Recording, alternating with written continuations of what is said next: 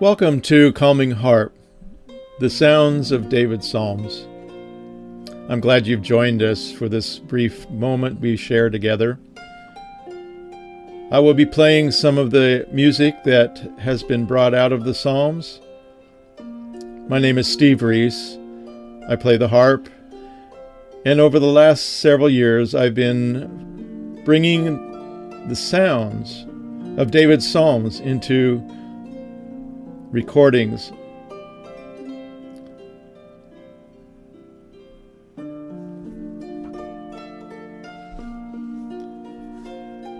You can find a lot of my music on my website, www.calmingharp.com. I have CDs available and MP3s. And you can go to YouTube. If you go to YouTube and then type in Peregrinati, Peregrinnatti, you will find hours of beautiful harp music that you can just play in the background and be calmed with the music that David may have played for his sheep at one time or another. So as we share this half hour, join me and enjoy the sounds of David's harp.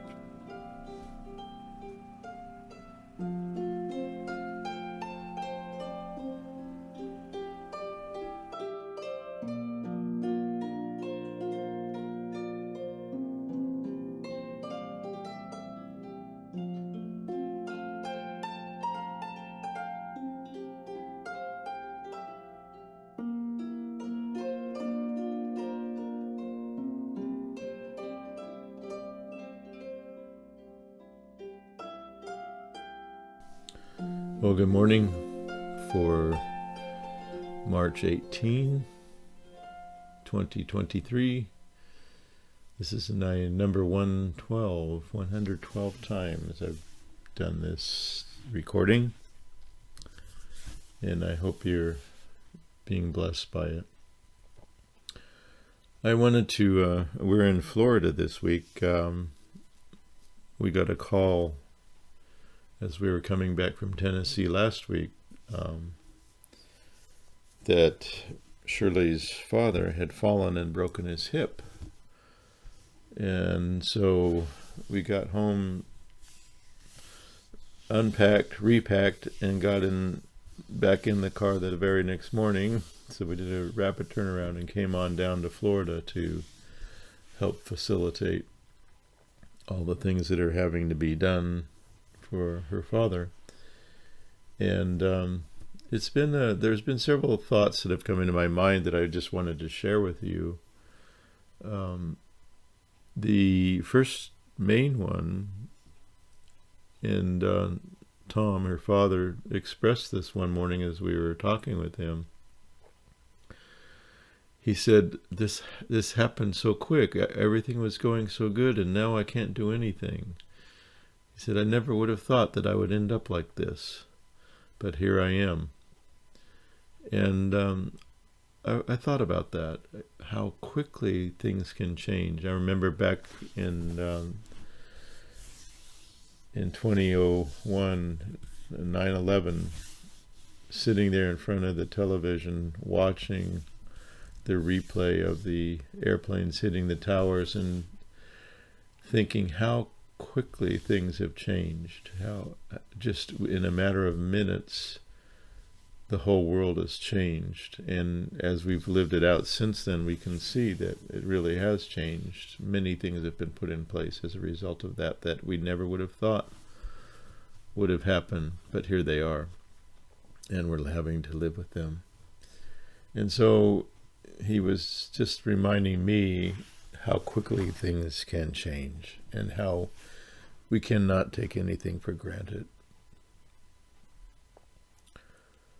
So, in the middle of all that, the one thing that we have to think about and remember is our Heavenly Father. His love is everlasting. And I'm going to play Psalm 136 for you from the harp, and I'll read from Psalm 136. And I think it's just good from time to time when we see things crumble around us to continue to remind ourselves that our Heavenly Father, His love is everlasting. The Hebrew words there are ki leolam chasdo. His chesed, in other words, His loving kindness towards us is leolam, is everlasting. So let me read this psalm. Give thanks to Yahweh, for He is good, for His steadfast love endures forever. Give thanks to the God of gods, for His steadfast love endures forever. Give thanks to Yahweh Tsevaot, for His steadfast love endures forever. To Him who alone does great wonders, for His steadfast love endures forever. To Him by understanding made the heavens, ki leolam chasdo. To Him who spread out the earth above the water, for His steadfast love endures forever. To Him who made the great lights, for His steadfast love endures forever. To Him who struck down the firstborn of Egypt, for His steadfast love endures forever, and brought Israel out from among them, for His steadfast love endures forever. With a strong hand and an outstretched arm, for His steadfast love endures forever. To Him who divided the Red Sea in two, for His steadfast love endures forever, and made Israel pass through the midst of it, for His steadfast love endures forever, but overthrew Pharaoh and his host in the Red Sea, ki leolam chasdo. To Him who led His people through the wilderness, ki leolam chasdo. To Him who struck down great kings, for His steadfast love endures forever, and killed mighty kings, for His steadfast love endures forever. Sihon, king of the Amorites, for His steadfast love endures forever, and Og, king of Bashan, for His steadfast love endures forever. And gave their land as a heritage, for His steadfast love endures forever, a heritage to Israel, His servant, for His steadfast love endures forever. It is He who remembered us in our low estate, for His steadfast love endures forever, and rescued us from our foes, for His steadfast love endures forever. He who gives food to all flesh, for His steadfast love endures forever. Give thanks to the God of heaven, for His steadfast love endures forever. So I'm going to play the music that goes along with that psalm, and then I have another psalm to share with you and a few more thoughts of some of the things going on around us, even as quickly as my father-in-law's injury. There's been some amazing things happening in the world as well. I'm sure you're quite aware. So here's the music, and we'll be back.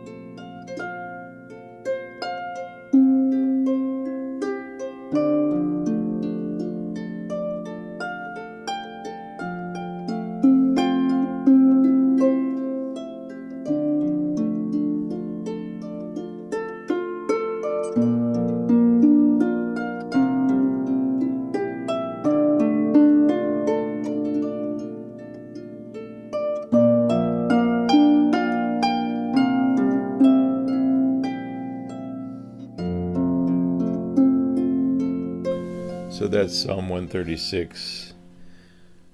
And once again, that's a very interesting psalm because it's believed that it was sung by two choirs, one singing the first part and the other replying with the Ki Leolam Chazdo, or his loving kindness endures forever.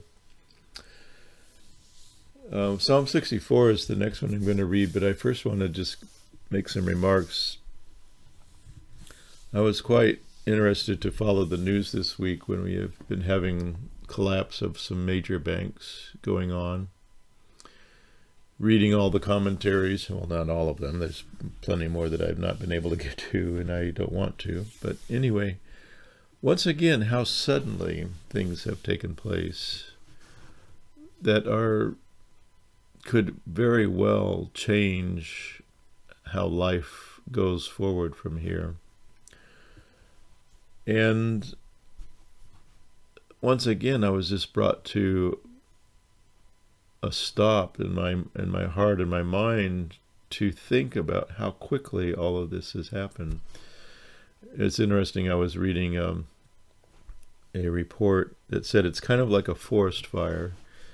The underbrush has been allowed to grow without some good management, so it's a thick underbrush.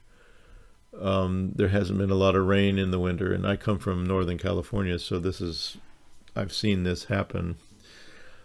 And everything gets dry, and it gets very hot into July. And it could be an unthinking camper that doesn't put all of the coals of their fire out properly, or it could be a lightning strike from a summer storm. Any number of things. It could be the sun shining on a piece of glass that acts like a magnifying glass that starts a little smoldering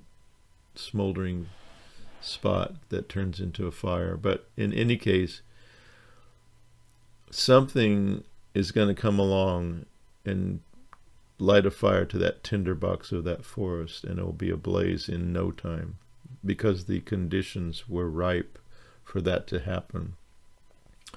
And that's exactly what we saw happen this week with the banking system. The forest of the banks had been, let's just say, unkept and had been allowed to go dry. And you can take several different meanings out of that, but the reality was that all of the conditions required for this to happen were in place.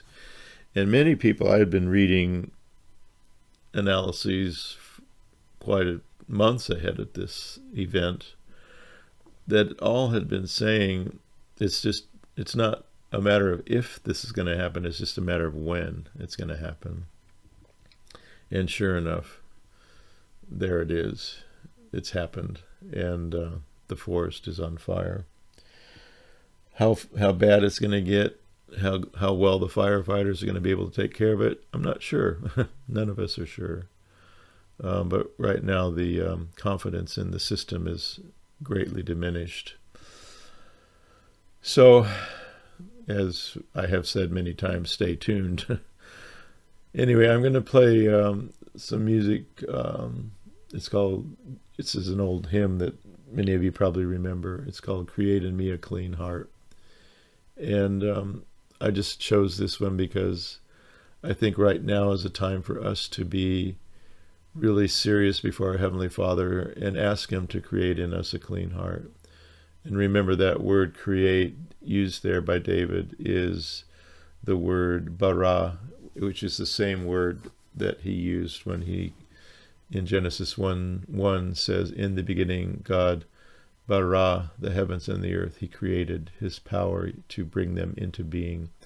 And so we can ask our Heavenly Father to create bara in us, the clean heart that we're going to need to go through these days.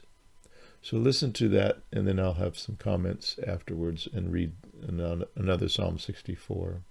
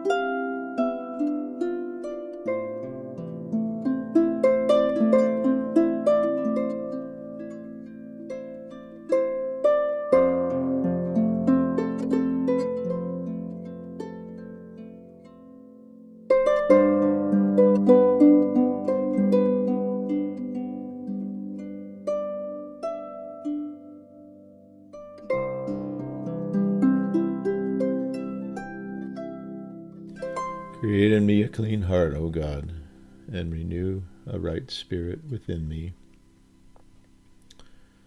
Psalm 64, I was looking for something that was talking about suddenly, and here it is. To the choir master, a psalm of David, hear my voice, O God, in my complaint. Preserve my life from dread of the enemy. Hide me from the secret plots of the wicked, from the throng of evildoers, who whet their tongue like swords, who aim bitter words like arrows, shooting from ambush at the blameless, shooting at him suddenly and without fear. They hold fast to their evil purpose. They talk of laying snares secretly, thinking, who can see them? They search out injustice, saying, we have accomplished a diligent search, for the inward mind and heart of a man are deep. But God, our Heavenly Father, shoots his arrow at them. They are wounded suddenly. They are brought to ruin, with their own tongues turned against them. All who see them will wag their heads. Then all mankind fears. They tell what God has brought about and ponder what he has done. Let the righteous one rejoice in Yahweh and take refuge in him. Let all the upright in heart exalt. Our Heavenly Father, they're going to shoot at you suddenly? Well, let me shoot at them suddenly. You know, he's promising us that the wicked, whatever their plans are, the worldly, you know, sometimes we use the word wicked and some people say, well, I'm a good person. But let's put it another way. How about let's call it the worldly, those who are devoted to the world's ways and the world's systems and the world's way of doing things. What about them? Because right now there are many in what we would call leadership of this nation and in the world in general who have devised their own way of doing things that are not God's ways. And, you know, I think even going back to this bank failure, it has come about with the analysis that I've seen because people have not been following God's way of being honest and keeping honest scales and honest weights and measures, which is what the Torah tells us is very important. You don't change the weights to suit yourself. You have to keep things equal all the time. You cannot fiddle around with it to your benefit and others' demise. It will come back on you, and God promises that right here, right now. He says, I will shoot at them suddenly. So the suddenly, yes, us who have not been part of that system, or at least have the planning of it and running of it, are suffering from these bad decisions. But in the end, our Heavenly Father is promising us that He is going to make it right. If we maintain our righteousness, and remember, our righteousness is not ours, but it's what Yeshua did for us on the cross. He gives us that robe of righteousness, that clean, washed, white linen robe of righteousness, so that we can be that pure, spotless bride for Him when He comes, when He returns, because He's promised He will return. Right now, He's creating a place for us, is what He's promised, and He will come again to receive us to Himself. So hold on, people. Hang on, because justice is going to be served. And just remember that above all else. So I hope you've enjoyed our time together. Stay tuned, as I say. Little pun. I have many more songs to share with you. I have more to share about how this all comes together. And I pray that you will share and help people, especially those you see stressed, especially in these times that we're going through. Bring people to this calming and this peace and this rest that this beautiful music of the Psalms of David brings to each of our lives. Thank you for listening. Hope to see you next week. Many, many blessings to you all today.